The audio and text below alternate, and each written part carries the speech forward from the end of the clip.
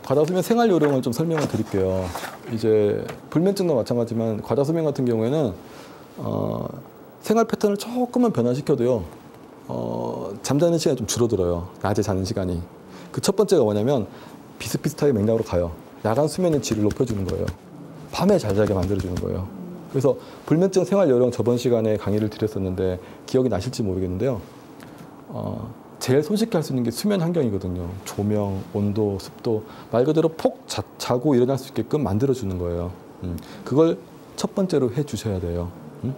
만약에 침대가 좀 불편한 느낌이다. 좀 바꿔주고 침대에서 자는 게 힘들다. 나는 방바닥이 좋다. 그럼 방바닥에 자게 해주고 그런 패턴으로 좀 돌려주고요. 그 다음에 낮잠인데요. 이런 분들은 낮잠을 꼭 자야 돼요. 당분간은. 한 30분? 그 정도로. 마찬가지로 옆에서 누가 깨워줄 수 있으면 깨워주게 하고 알람 해놓고 해가지고 30분 정도면 자게 하고 30분을 자고 일어났는데 너무 힘들어요. 졸려요. 나가라고 해야 돼요. 자지 말게 해야 돼요. 그때는. 30분도 잔 것만으로도 충분하다 생각을 하고 나가라고 해야 돼요. 산책하게 하고 움직이게 하고 화장실 갔다 오고 뭐 쉽게 만들고. 그래서 30분, 낮에는 30분 이상은 잠을 못 자도록 좀 제한을 할 필요가 있어요. 그리고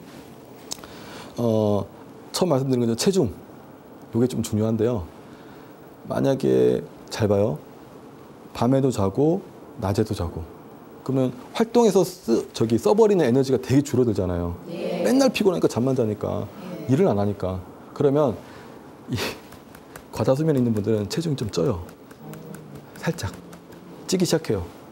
그거를 무시하고 그냥 내버려 두면은 과다수면도 심해지고 살도 더 쪄버리고. 그래서 체중이 좀 늘어난다 싶으면은 재빨리 그런 체중 조절할 수 있는 뭐 음식이라든지 운동이라는 것들 빨리빨리 시도를 하는 게 좋아요. 네. 그래서 가장 큰 원칙은 밤에는 자고 낮에는 깨어있게 만들어주는 거거든요. 그러니까 밤에 잘 자기 위해서 아까 처음 얘기했던 수면의 환경이라든지 이런 것도 좋게 해주는 거고요. 낮에 깨어있게 하기 위해서 억지로 좀 깨우기도 하고. 그래서 무조건 아침이 되면 일어나서 활동하게 만들어주고 밤에 되면 자게 만들어주는 그런 패턴을 만들어가도록 유도를 해야 돼요. 그리고 과다수면보다 조금 증상이 심한 게 바로 기면증인데요. 기면증은 과다수면 증상을 포함하고 있고요. 그 외에 좀 특이한 증상들이 좀 있어요. 잘 들어보지 못한 분들이 많으실 텐데 수면 발작이라는 게 있고요. 탄력 발작이라는 게 있고 그 다음에 그 수면 마비라는 게 있어요. 그리고 환각도 있어요. 이런 걸 같이 가지고 와요. 물론 다 오는 건 아니지만 몇 가지 특이적으로 그렇게 나타나는 증상들이 있는데 설명을 드리면 수면 발작이라는 게 되게 재밌는 거예요.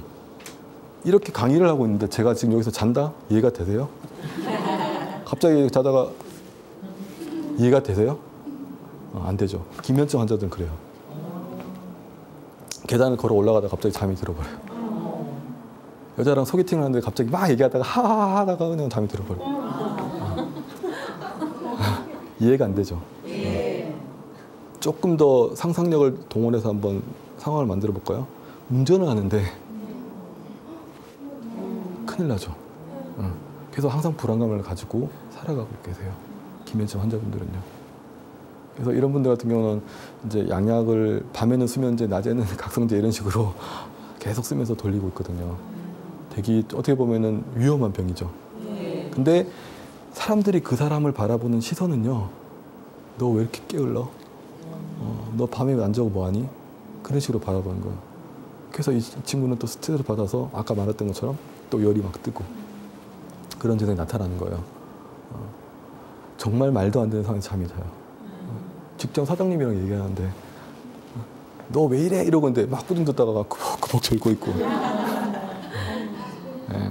그래서 불면증만큼이나 어려운 질병이기도 하고 무서운 질병이기도 해요. 그리고 탄력 발작이라는 게 있어요. 그건 뭐냐면 근육에 힘이 빠지는 거예요. 잠이 드는 건 아닌데 힘이 빠져요. 주로 이제 감정 변화가 있을 때 그러는데요. 막 웃다가 갑자기 한 몇 초, 몇 분 가만히 있는 거예요. 혹은 툭 쓰러지기도 해요. 감정 변화에 따라서 근육에 힘이 빠져버린 거예요. 이게 원인을 뭐 여러 가지로 생각하고 있는데 뇌 이상이라 생각을 하거든요. 근데 사실 뭐 치료 자체에 있어서 특별한 어떤 뭐 뾰족한 수는 없어요. 양방에서는. 근데 한방에서 나름대로 아까 얘기했던 그런 방법 등을 통해서 접근을 하고 있고 나름대로 의미도 있고 치료율도 괜찮고요. 그래서 기면증 같은 경우에도 한번 진찰을 받고 치료를 하면 좋아질 수 있는 병이라고 생각은 들어요. 그리고 수면 마비가 있어요. 이거는 아마 다들 한 번씩은 경험해 보셨을 거예요. 가위 눌리는 거 아시죠? 네. 사람이 잠이 들게 되면은요, 몸을 못 움직이게끔 스스로 제어를 해요. 특히 꿈꿀 때. 꿈꿀 때 좀 이제 좀 안 되는 분들은 막 움직이기도 하지만 꿈을 꾸는 중간에 꿈 내용이랑 똑같이 뭐 움직인다고 생각해 보세요.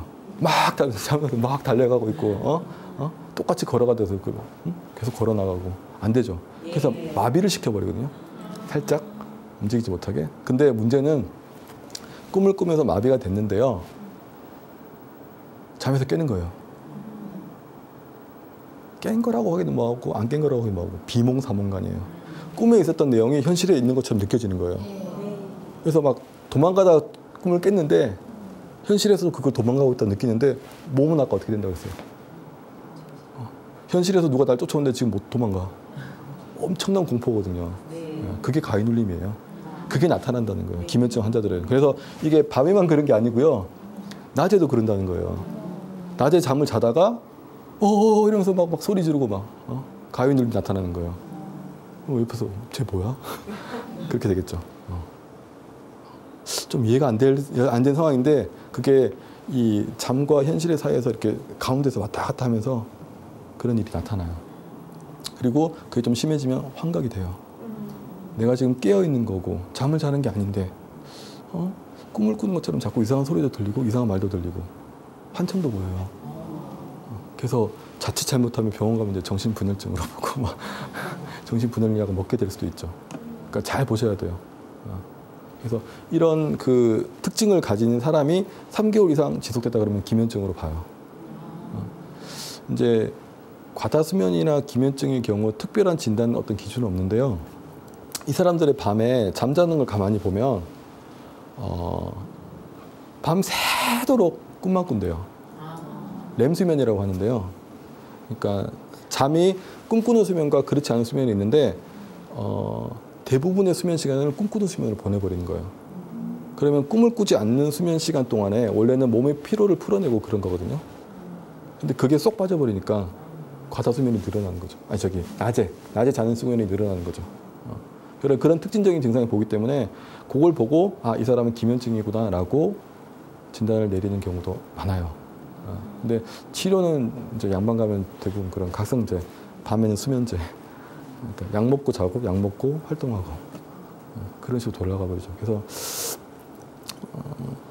흔치는 않아요. 주변에서 별로 볼 수는 없는데요. 간혹 보면은 그런 분들이 있어요.